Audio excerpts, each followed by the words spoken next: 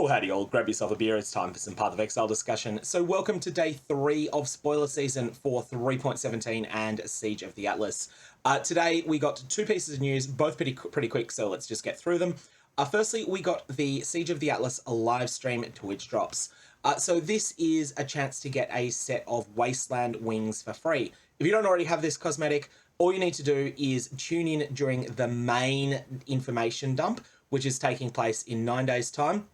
And you'll need to stay tuned in for 45 minutes. This can be to the official Path of Exile Twitch account, it can be to my account, or it can be to anyone else that's broadcasting within the Path of Exile category.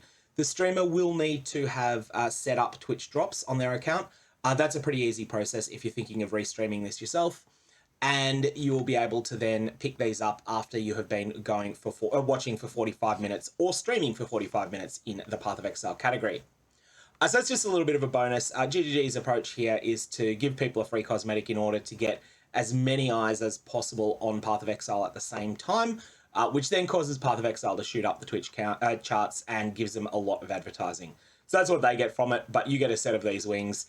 And if you're interested in finding out about all of the details of the 3.17 expansion, then this is going to be a thing you're going to want to watch anyway. The second piece of news is a new unique item, Melding of the Flesh.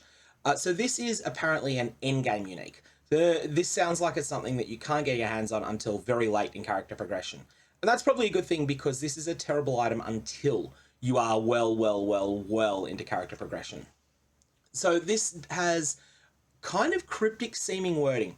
It's very precise wording, but it seems a little cryptic. What this essentially means, this line, elemental resistances are limited by your highest maximum elemental resistance instead. Your highest of the 3, maximum fire resist, maximum cold resist, maximum lightning resist, becomes the authoritative cap on all 3 of those resistances. So for instance, if you equip the unique shield Rise of the Phoenix, which from memory grants +5 maximum fire resist, and you equip another item that grants +3 to maximum fire resist, and another one that's got +2, your maximum fire resist is now 85%, your maximum cold and lightning resist may still be 75%. If you equip Melding of the Flesh, your maximum cold and lightning resist will still be 75% in the actual, for the purposes of further calculations, but the limit to cold resist and lightning resistance that is imposed on your character will actually be 75%. Will be 85%, because they will be limited by your maximum elemental resistance, which is your fire stat. So it's a complex item. Firstly, this has a tremendous drawback, -76% to all elemental resistances. I'm assuming that's a roll range. I'm assuming it's not always -76. Maybe it's -75 to -100. Maybe it's -60 to -80, and this is a poorly rolled one. We're going to have to find that out when we get our hands on this item. However, is this powerful? This is very much not for every build. This is a very niche item, but for builds that it is good on, it is fantastic. The main use for this would be alongside one specific Purity aura. So if you were using Purity of Ice and you had quite a bit of aura effect on it, you might well be able to get your maximum cold resist up to 90, and then this will bring your other resistances up to 90 as well. The secondary utility of this is in conjunction with the unique item Doriani's Prototype. Doriani's Prototype was somewhat of a star, even a superstar during the Scourge League. This is the item that causes lightning resistance to not have any effect on the amount of lightning damage that you suffer.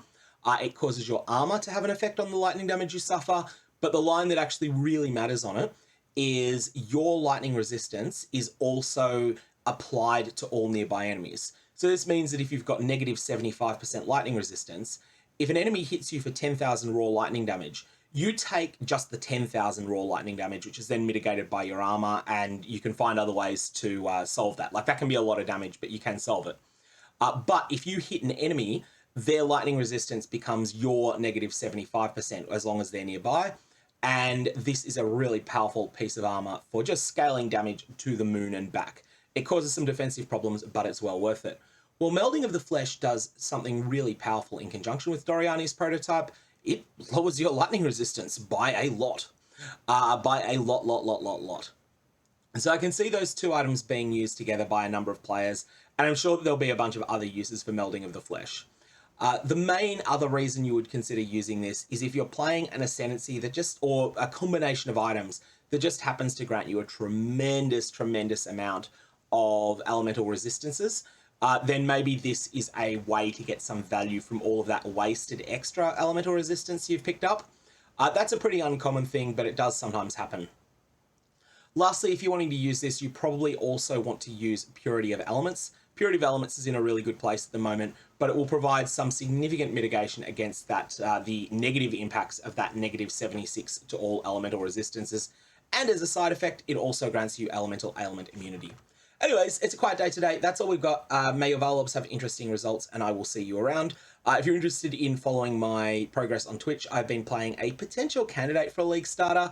You can't be certain what a League start is going to look like at the moment because we haven't seen the patch notes, but I'm testing out what the Lightning Trap archetype feels like, and it seems alright so far. I'm at the end of Act 7, and I will have up on YouTube the past stream as soon as YouTube finishes processing it, which might be a few hours away yet.